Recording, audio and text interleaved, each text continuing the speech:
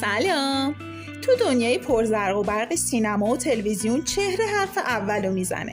بازیگرا برای حفظ جایگاه خودشون و ماندگاری تو ذهن مخاطبا همیشه دنبال راههایی برای زیباتر شدن و جذابتر شدنن. یکی از این راهها عملهای زیبایی به خصوص جراحی بینی یا رینوپلاستیه.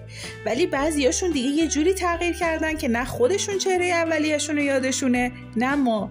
توی این ویدیو می‌خوایم چند تا از این بازیگرا رو بهتون معرفی کنیم. با ما همراه باشید. نفر اولی لیستمون خانم نیوشا ضیغمیه که به گفته خیلی از سایت‌ها و فضای مجازی بیشترین تغییرات رو داشته. نیوشا ضیغمی بازیگر مشهور ایرانی در سال 1401 عمل بینی انجام داد. این موضوع با واکنش‌های زیادی تو فضای مجازی روبرو شد و شایعات متعددی پیرامونش شکل گرفت. بعضی‌ها معتقدن که نیوشا ضیغمی عمل بینی ناموفقی داشته و از نتیجهش ناراضیه. عده دیگه تعداد دفعات عمل اون رو بیشتر از یک بار میدونن. نیوشا ضیغمی سابقه چند بار عمل بینی، انواع ژل و بوتاکس، پروتز گونه و لب رو توی سابقش داره. عکس قبل و بعد این خانم بازیگر تفاوت اساسی اون رو نشون میده. جالبه بدونید خانم ضیغمی هیچ ابایی نداره که بگه چه عملهای زیبایی انجام داده یا چه تزریقایی داشته. نفر بعدی لیستمون بهنوش طباطباییه که خیلی‌ها میگن رقابت سختی برای صدرنشینی جدول رکورددارای عمل زیبایی بین نیوشا ضیغمی و بهنوش طباطبایی برقراره. این بازیگر سرشناس سینما و تلویزیون ایران با انجام تغییراتی تو چهره خودش ظاهر جدید و جذابتری به دست آورده. بلفاروپلاستی بهنوش طباطبایی یکی از عملهای زیباییشه که باعث شده چشماش شادابتر و جوانتر به نظر برسن. این تغییرات در ناحیه پلکا باعث ایجاد هماهنگی بیشتر در چهره اون شده و جذابیتش رو دوچندان کرده. از چشم تا گونه، بینی و لب و پیشانی چیزی در صورت این خانم بازیگر نمونده که از تیغ جراحان زیبایی در امان مونده باشه. نفر سوم لیستمون خانم متین ستوده هستن. کافیه نگاهی به فیلم‌های چند سال پیش خانم ستوده بندازین و تصویرشو با چهره فعلیش در مجموعه ناتو مقایسه کنین تا متوجه تفاوت‌های اساسی در چهره این بازیگر بلندقد بشین. خانم متین ستوده هم با لیفت چشم و پیشانی، صورت، بوتاکس و تزریق فیلر که در پروندهش داره، رتبه سوم رکورددارای عمل زیبایی رو به خودش بین بازیگرای خانم اختصاص داده.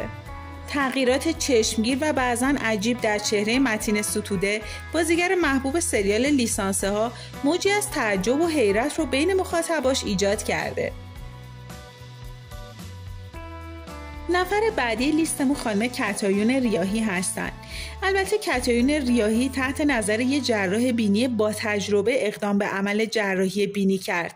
هرچند خانم ریاحی با توجه به سن چهره بسیار زیبایی داره، ولی از حق نگذریم زیبایی بینی هم در این زیبایی صورتشون کم تأثیر نیست. اما باید به این موضوع هم اشاره کنیم که خانم ریاحی قبل از عمل بینی هم از جذابیت ظاهری بسیار زیادی برخوردار بودند. همونطور که قابل مشاهده است، تناسب بین اجزای صورت این بازیگر به طور واضحی بیشتر شده. ایشون بینی استخوانی با قوز روی بینی داشتن که بعد از عمل بینی فرمش به شکل وی و نیمه فانتزی شد. اگه هنوز کانال ما رو سابسکرایب نکردین لطفاً سابسکرایب کنین و لایک یادتون نره. میرسیم به نفر بعدی لیستمون، یعنی خانم شیلا خداداد. ایشون یکی از بازیگراییه که از طریق عمل بینی تغییرات زیادی تو چهرهش به وجود اومد. همه ما ایشونو به واسطه سریال مسافری از هند میشناسیم. حالا اون تغییرات زیادی نسبت به اون روزا کرده. نکته جالب و قابل توجه اینه که شیلا خداداد با پزشک جراح بینیش ازدواجم کرد. با توجه به عکس‌ها و نظرات کارشناسا به نظر میرسه که عمل بینی شیلا خداداد از نوع استخوان تراشی بوده. توی این نوع عمل جراح با تراشیدن و صاف کردن استخوان‌های بینی انحراف یا قوس اون رو اصلاح میکنه. خانم نگار فروزنده رو هم تو لیستمون داریم. فعالیت هنری نگار فروزنده که در دهه 80 تو اوج خودش بود، در سالهای اخیر کاهش پیدا کرده. نگار فروزنده هم جزء بازیگراییه که بین تصاویر قبل و بعد از عمل زیباییش تفاوت خیلی زیادی وجود داره. جراحی بینی، تغییر حجم و زوایای صورت، تزریق ژل لب و فیبروز ابروها، تغییرات بسیار زیاد و البته مثبتی رو در چهره این بازیگر ایجاد کرده.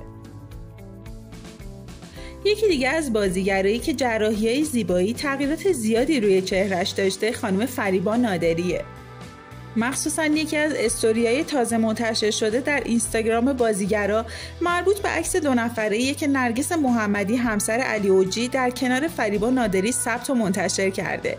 عکس سلفی که تغییر چهره فریبا نادری تو اون برای بعضی از کاربرا سوال برانگیز شد که آیا خانم بازیگر عمل زیبایی جدیدی داشته یا این تفاوت هنر دست فیلترهای اینستاگرامه.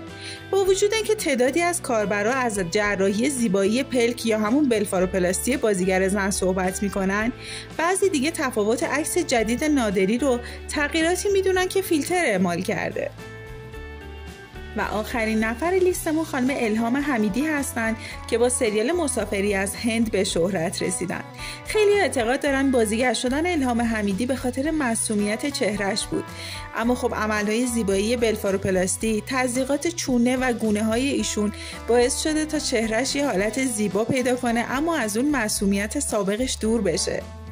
ایشون در مصاحبه گفته یکی از بایدهای زندگیم زیبایی و آراستگیمه، چرا که سرمایه و ثروت یه بازیگر زیباییش و سبک پوشش خاص لباساشه و من برای این سرمایه در حال تلاش هستم. از اینکه تا انتهای ویدیو با من همراه بودین ازتون متشکرم. اگه ویدیو رو دوست داشتین لطفاً لایک کنین و کامنت یادتون نره. مرسی.